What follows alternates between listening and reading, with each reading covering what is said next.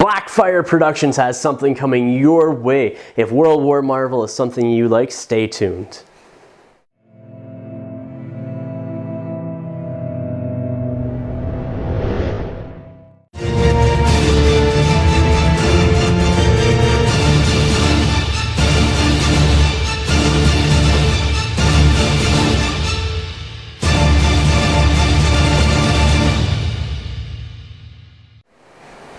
Hey guys, Adam here, Blackfyre Productions. I'm bringing you some information on an interesting little segment that I'm bringing you called Contest of Champions. What Contest of Champions is a 16 bracket or 32-man tournament to see who is the strongest between levels 1 and 10 of the heroes involved in this tournament.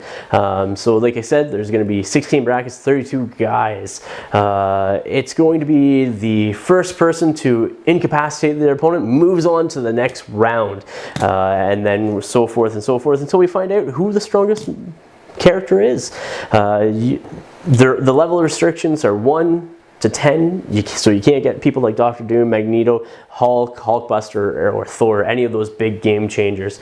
And the pairings are randomized. So what I did is I spent the day down in the Newmarket Games Club, and I had people just draw names from a little bag, and it was just random pairings for all the pairings.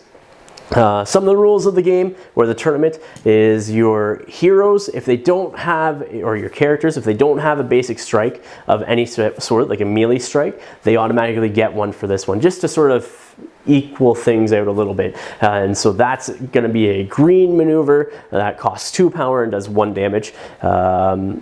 For deployment, instead of, it's going to be a 2x2 board set up with your train. There's going to be deployment, which will happen within 6 inches of your board edge, and that's your board edge is determined by rolling a d8 against your opponent. Whoever gets the higher number then selects their board side or edge and deploys their model first off within 6 inches of that edge.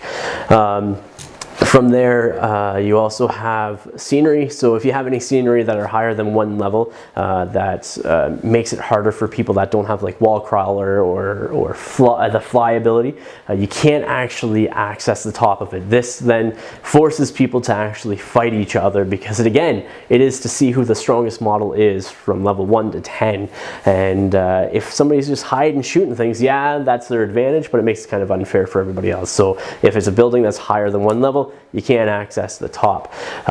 Each round, instead of drawing a bead to see who's going to be going first, it's going to be a d8 roll. Ties are obviously re-rolled to see what happens there.